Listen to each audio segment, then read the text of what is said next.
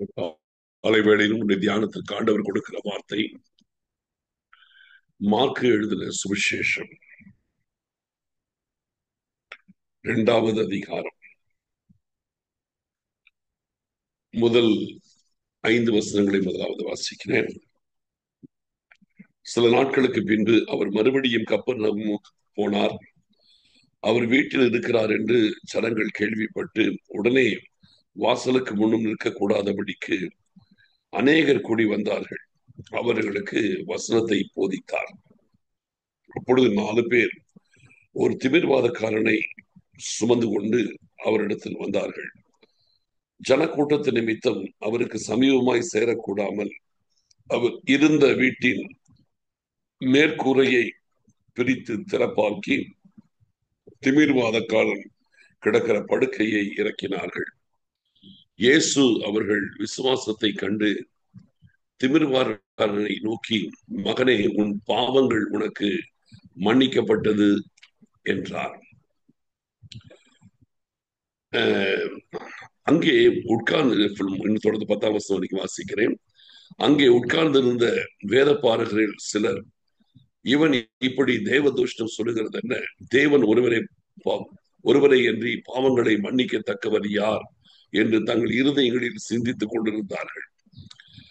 அவர்கள் தங்களுக்குள்ளே இப்படி சிந்திக்கிறார்கள் என்று இயேசு உடனே தம்முடைய ஆவியிலே அறிந்து அவர்களை நோக்கி, நீங்கள் உங்கள் இருதயங்களில் இப்படி சிந்திக்கிறது என்ன?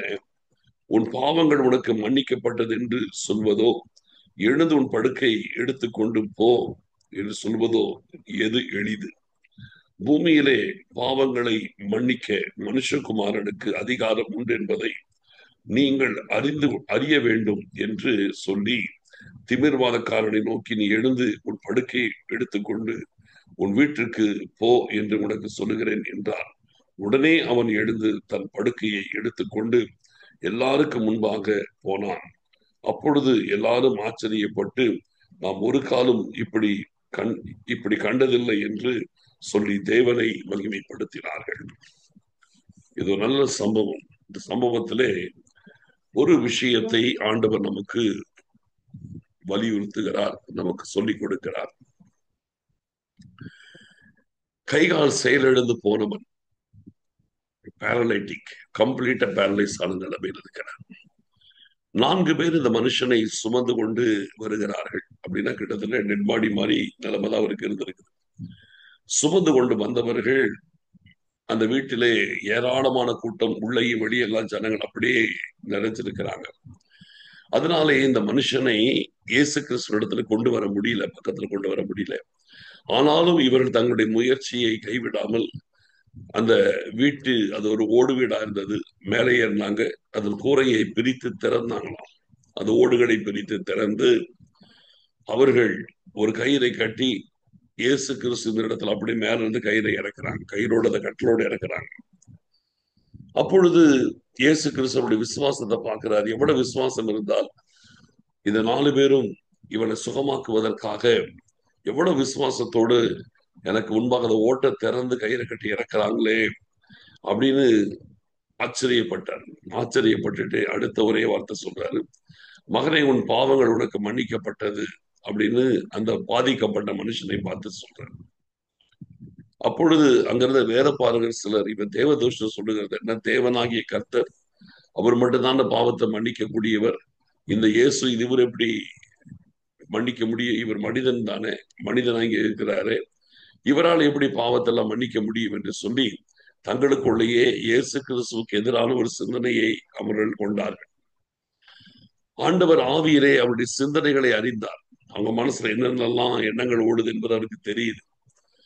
உடனே அடுத்த வார்த்தை சொல்றாரு, பூமியிலே பாவங்களை மன்னிக்க மனுஷகுமாரனுக்கு அதிகாரம் உண்டு என்பதை நீங்கள் அறிய வேண்டும் அப்படி சொல்லிட்டு, உன் பாவங்கள் உனக்கு மன்னிக்கப்பட்டது என்று சொல்வதோ, நீ உன் படுக்கை எடுத்துக்கொண்டு நட என்று சொல்வதோ எது எளிது?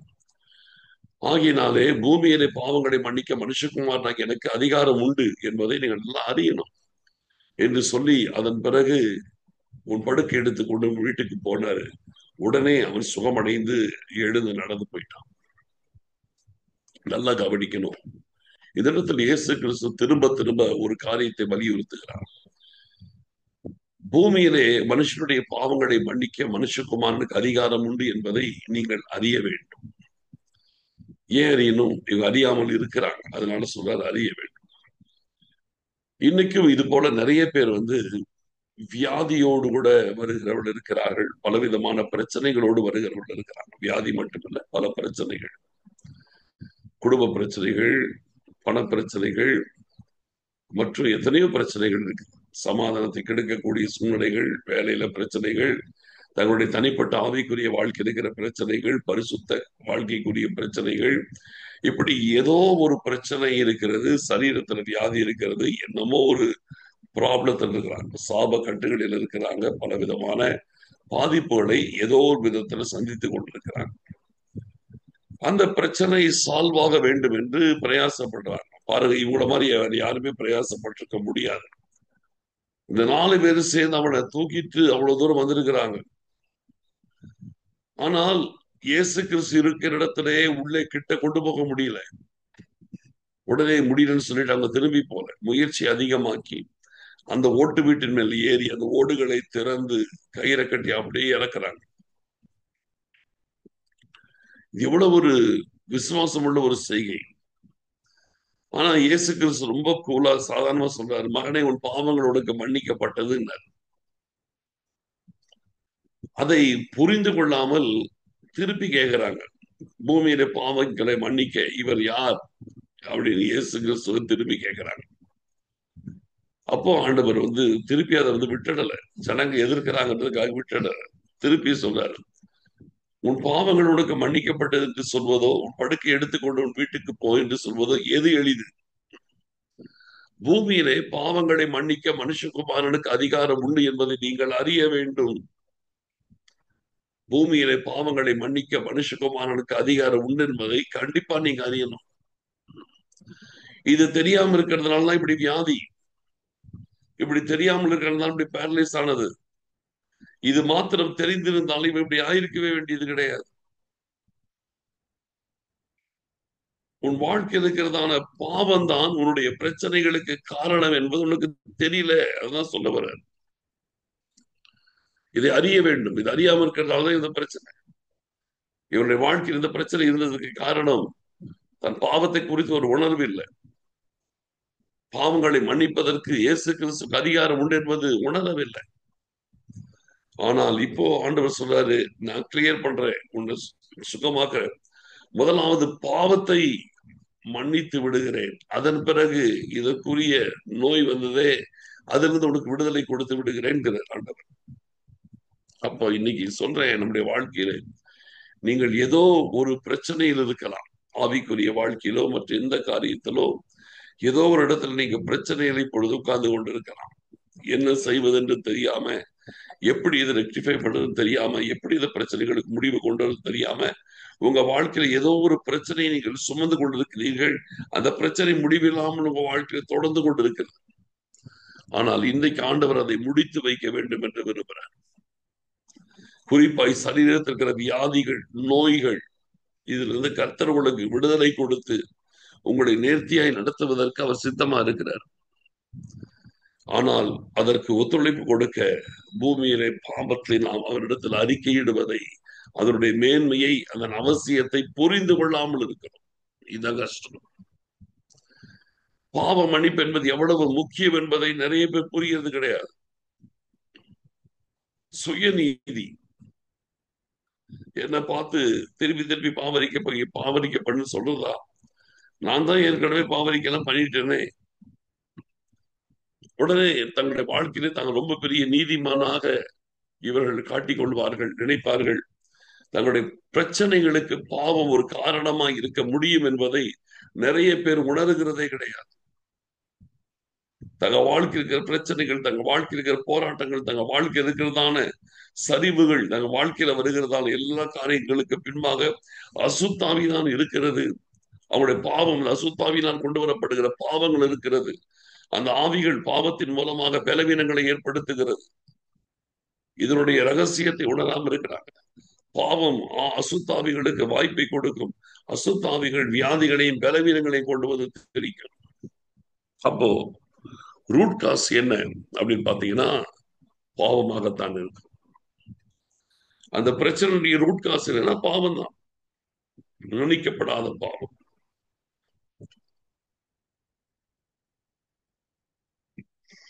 அப்ப அந்த ரூட் அவுட் கம்ப்யூட்டர் அதை ரூட் அவுட் பண்ணணும்.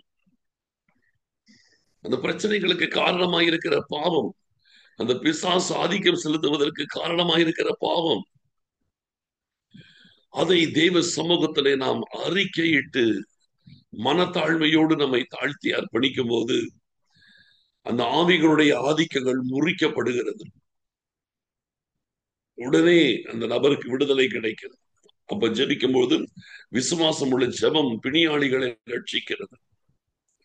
தங்கள் பாவங்களை அவர்கள் ஒருவருக்கு ஒருவர் அறிக்கையிட்டு ஒருவருக்காக ஒருவர் ஜெபம் பண்ணுங்கள்.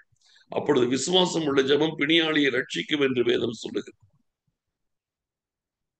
அப்போ இந்த நேரத்திலும் கூட இன்றைக்கும் நம்முடைய வாழ்க்கையில் என்ன குறைவு இருந்தாலும் அதை தேவ சமூகத்தில் உள்ளதை உள்ளபடி அறிக்கையிடுங்கள்.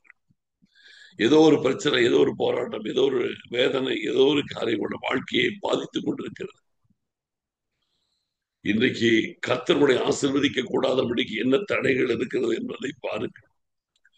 அதை கர்த்தரிடத்துல மனத்தாழ்மையோடு அறிக்கை பண்ணி ஒப்புக் கொடுங்கள். அங்கேதான் பிசாசினுடைய ஆதிக்கம், ஒருவேளை அந்தகார ஆவிகளின் ஆதிக்கம் இருக்குமானால் நீங்க ஒப்பு கொடுக்கும் போதே அவைகள் தகர்க்கப்பட்டு போகும். அது தகர்க்கப்பட்ட பிறகு இயேசு கிறிஸ்துவின் நாமத்தினால் நேரடியாய் ஜெபித்து விடுதலை பெற்றுக் கொள்ள முடியும். ஸ்தோத்திரம். இந்த நேரத்தில் நம்ம ஜெபிக்க போறோம். ஆண்டவருடைய கரங்களில் எல்லாத்தையும் ஒப்பு கொடுத்து ஜெபிக்க போறோம். ஆண்டவர் பெரிய காரியங்களை செய்ய போறார். எல்லாரும் கர்த்தரை நோக்கி பார்க்கலாம். Thank you Jesus. ஹல்லேலூயா. உமக்கு நன்றி, உமக்கு நன்றி அப்பா. உமக்கு நாங்கள் நன்றி செலுத்துகிறோம், துதிக்கிறோம். ஆண்டவரே, நாங்கள் உம்மை ஸ்தோத்தரிக்கிறோம் அப்பா. உமக்கு ஸ்தோத்திரம். நன்றி, நன்றி அப்பா. உமக்கு ஸ்தோத்திரம். தீராத பலவீனம், சரீரத்துல வியாதி, நோய், போராட்டம், மருத்துவ செலவுகள், மருத்துவமனைக்கு சென்று கொண்டே இருக்கிற காரியங்கள், அல்லது குடும்பத்தில் ஏதோ ஒரு பிரச்சனை, வாழ்க்கையில் ஏதோ ஒரு பிரச்சனை, ஆவிக்குரிய விதமாய் காணப்படுகிற பிரச்சனை, தனிப்பட்ட வாழ்க்கையில் வருகிறதான பிரச்சனை, பாவங்கள், வேறு எதுவானாலும் சரி, உங்கள் ஆசீர்வாதங்களை கெடுப்பதற்கு எதற்கு நம் அனுமதி கொடுக்க கூடாது. உங்கள் வாழ்க்கையில போராடுகிற எல்லா பொல்லாத ஆவிகளின் ஆதிக்கங்கள் எல்லாவற்றையும் நீங்கள் ஜெயிக்க வேண்டும். பிசாசின் கிரியைகள் அழிக்கப்படும் போது இப்பொழுது நம்ம ஜெபிக்கும் பொழுது ஆண்டவருடைய வல்லமை வெளிப்படுகிறதா இருக்கிறது. இயேசு கிறிஸ்துவின் நாமத்தில் நம்ம ஜெபிக்கும் பொழுது பிசாசின் ஆதிக்கங்கள் எல்லாம் முறிக்கப்பட போகிறது. எல்லாரும் ஆண்டவரை நோக்கி பார்ப்போம். ஹல்லேலூயா. உமக்கு நன்றி, நன்றி அப்பா. நாங்கள் உம்மை ஸ்தோத்தரிக்கிறோம், ஸ்தோத்தரிக்கிறோம், ஸ்தோத்தரிக்கிறோம், ஸ்தோத்தரிக்கிறோம் அப்பா. ஒரு விசை ஒவ்வொருவருடைய குறைவுகள், மீறுதல்கள் எல்லாவற்றையும் ஒரு விசை எங்களுக்கு மன்னிங்கப்பா. தகப்பனே, இந்த நேரத்தில் கூட எங்களை தாழ்த்தி அர்ப்பணிக்கிறோம் ஆண்டவரே. எங்கள் குறைவுகள், மீறுதல்கள் எல்லாவற்றையும் இயேசு நாமத்தில் எங்களுக்கு மன்னித்து எங்கள் இயேசு கிறிஸ்து ரத்தத்தால் எங்களை கழுவி எங்களை பரிசுத்தப்படுத்துங்க ஆண்டவரே. எங்களை பரிசுத்தப்படுத்துங்க. உடைய கரம் எங்கள் மேல் வைக்கப்படுவதற்கு தடையாக எதுவுமே எங்கள் வாழ்க்கையில் இருக்கக்கூடாது. எங்களை பரிசுத்தப்படுத்துங்க. ஓரா கமாலா கமாலா கஷந்தரபாலா மக்கிபாலா கமாலா கமாலா ஷகி மலாதரோ கோதுமியாந்தி. உமக்கு நன்றி செலுத்துகிறோம் ஆண்டவரே. நாங்கள் உம்மை ஸ்தோத்தரிக்கிறோம், ஸ்தோத்தரிக்கிறோம், ஸ்தோத்தரிக்கிறோம், ஸ்தோத்தரிக்கிறோம். Thank you, Jesus. இயேசு கிறிஸ்துவின் ரத்தம் சகல பாவங்களை நீக்கி எங்களை சுத்திகரிக்கும். ஓரா கபாலா கபாலா மா ஷகீரா மா கபாலா கதரா கிதாரிகா நாகலா மா ஷகரா மல்கோரோது. உடைய வல்லமை விளங்கட்டும், தேவ வல்லமை வெளிப்படட்டும், உடைய அபிஷேக வல்லமை வெளிப்படட்டும். எல்லா பலவீன கட்டுகளை அவிழ்க்கிறோம் இயேசுவின் நாமத்தில். வாழ்க்கையில் இருக்கிற அத்தனை பிரச்சனைகளுக்கு காரணமாக இருக்கிற எல்லா சத்துருவின் கிரியைகளை இயேசு கிறிஸ்துவின் நாமத்தில் கடிந்து புறப்படுத்துகிறோம். தனிப்பட்ட வாழ்க்கையில குடும்பத்தின் சமாதானத்தை கெடுக்கிற பொல்லாத பிசாசின் கிரியைகளை இயேசு கிறிஸ்துவின் நாமத்தில் கடிந்து புறப்படுத்துகிறோம். சகல வியாதிகள், பலவீனங்கள் இயேசு கிறிஸ்துவின் நாமத்தில் ஒவ்வொரு சரீரத்தை விட்டு வெளியேறுவதாக சுகம் உண்டாகட்டும் இயேசுவின் நாமத்தில். Thank you Jesus. ஹல்லேலூயா. சகல விதமான பிசாசின் ஆதிக்கங்களை வானத்திலும் பூமியிலும் சகல அதிகாரம் படைத்த இயேசு கிறிஸ்துவின் நாமத்தினாலே இப்பொழுது முற்றிலும் முறியடிக்கிறோம். இயேசுவின் நாமத்தினாலே விடுதலை உண்டாகியிருப்பதாக, ஒவ்வொருவருக்குள்ளும் ஒரு விடுதலை உண்டாகியிருப்பதாக ஆண்டவர் பொறுப்படுத்திக் கொடுங்க, வழி நடத்துங்க, ஆசீர்வதி. சோத்திரம் சோத்திரம் சோத்திரம் சோத்திரம் சோத்திரம். நன்றி செலுத்துகிறோம் ஆண்டவரே. நாங்கள் உம்மை சோத்தரிக்கிறோம் சோத்தரிக்கிறோம் சோத்தரிக்கிறோம் சோத்தரிக்கிறோம். தாழ்த்தி அர்ப்பணிக்கிறோம் ஆண்டவரே. நீங்க மகிமைப்படுங்க. சோத்திரம் சோத்திரம் சோத்திரம் சோத்திரம். நீங்க மாத்திரம் மகிமைப்படுவதற்காக வந்து சோத்திரம் சோத்திரம் சோத்திரம். துதிகன மகிமை யாவற்றை நாங்கள் உமக்கு செலுத்துகிறோம். இயேசு கிறிஸ்துவின் மூலம் ஜெபிக்கிறோம் நல்ல பிதாவே. ஆமென். ஆத்மாவே கர்த்தரை சோதரி, நாமத்தை சோதரி. ஆத்மாவே கர்த்தரை சோதரி, அவர் செய்த சகல பாகங்களை மறவாதே. ஆமென்.